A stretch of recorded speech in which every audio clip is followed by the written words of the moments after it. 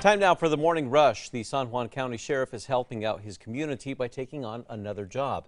Sheriff Shane Ferrari is now the co-owner of the Farmington Funeral Home. Ferrari says that his community has been hit hard by COVID, and he was able to help the county bring in a mobile morgue.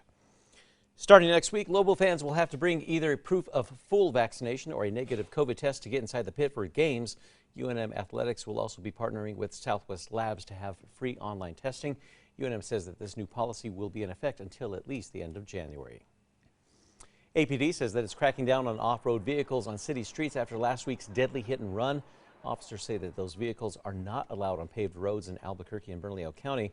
APD says that they will bring in the Open Space Department and air support units to help catch people breaking the law. New footage of an incident where BCSO says that deputies shot and killed a suspect after he slipped out of handcuffs is now released. BCSO says that it started as a domestic violence call and ended when the victim returned home alone and then called 911 saying that she was scared that Mario Diaz was looking for her. Deputies arrived and arrested Diaz, but somehow he was able to escape. Eventually, a deputy fired 2 rounds, killing Diaz. Santa Fe police are searching for 27-year-old David Dean Gallegos, who they say shot and wounded another driver in a road rage incident on Sunday. The victim says that Gallegos rammed her car several times, then opened fire, hitting her in the leg. Gallegos is known to drive a 2014 black Chevy Equinox. If you know where he is, you're asked to call Santa Fe police. Eric. Well, we're going to be getting our mild temperatures this afternoon, even 10+ degrees above average. Also pretty breezy across the east as some clouds start to filter on in, all ahead of that next big storm. APD issued a warrant for the arrest of 2 teens. One of them is accused of shooting the brother of a man they had just carjacked. Now, that's according to police. Now, APD says that 16-year-old Annabella Dukes is accused of luring a man through social media. Police say that Dukes, along with 17-year-old Adrian Avila and 2 other suspects, held him at gunpoint.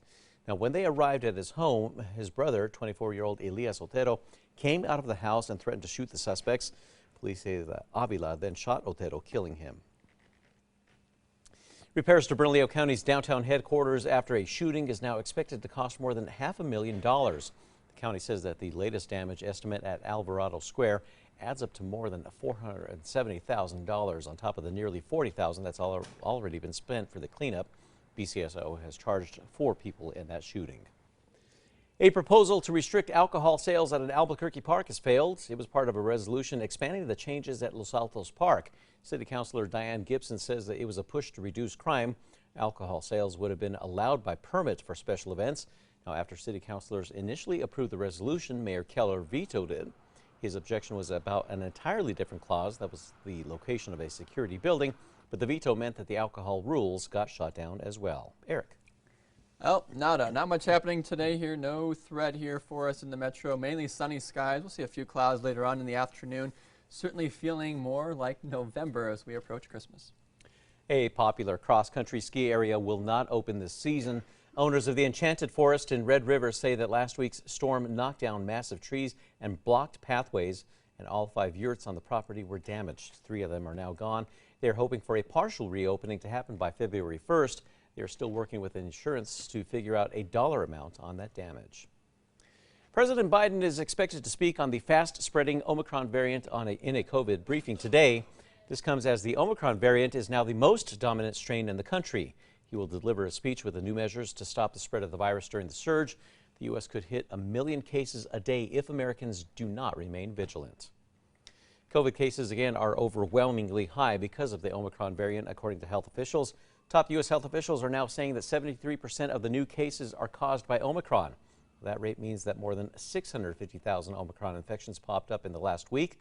Regions like New York, the Pacific Northwest, and Southeast, they are seeing infection rates of at least 90%. Eric. Let's go look at that morning drive here for us. Looking all clear here on the roadways. Traffic is increasing just a little bit, but no accidents to report at the moment. A Christmas Eve tradition in Santa Fe is coming back for an in-person celebration this year. The Canyon Road Farolito Walk will once again welcome the masses. Now, because of COVID safety measures, last year people were required to stay in their cars and the shops along the walk were closed. The Farolito Walk is free and it will be held on Christmas Eve. Well, on this date, 1990, the coldest temperature recorded in Clayton of a chilly -14 degrees air temperature there.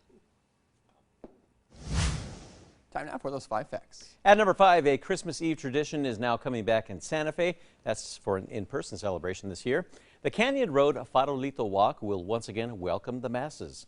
Now, because of COVID safety measures last year, people were required to stay in their cars and the shops along the walk were closed. The Farolito Walk is free and it's going to be held on December 24th. At number 4, a New Mexico sheriff is continuing to help others by taking on another job. San Juan County Sheriff Shane Ferrari is now the new co-owner of the Farmington Funeral Home. That role was formerly held by his late father, who started that funeral home 8 years ago. Sheriff Ferrari says that he was able to help the county now bring in a mobile morgue last month. This as hospitalizations followed by deaths surged once again in San Juan County. Farmington Funeral Home reports at least a 30% increase in decedents during the pandemic. Number 3, we're off to a cool start, but really those big headlines here will be followed up by a pretty big storm. It's already starting to make its way inland just a little bit, so those clouds will be increasing later on this afternoon. And number 2, APD says that it's cracking down on off-road vehicles on city streets after last week's deadly hit and run. There's been a community outcry since that ATV driver blew through a red light, hitting Pronoy Bhattacharya and seriously injuring his father when they left the River of Lights. Officers say that those vehicles are not allowed on paved roads in Albuquerque and Bernalillo County. APD says that they will bring in open space department and air support units to help catch people breaking the law. And at number 1, starting next week, Lobo fans will have to bring either a proof of full vaccination or a negative COVID test to get inside the pit for games. With cases once again surging and the threat of the Omicron variant, UNM Athletics is tightening up their protocols to protect student athletes and fans. Starting on December 28th, all fans 12 and older will have to prove that they are fully vaccinated, which means 2 shots of Pfizer or Moderna or 1 shot of the Johnson & Johnson. The alternative is a negative COVID test taken within 72 hours of the event. UNM says this new policy will be in effect until at least the end of January.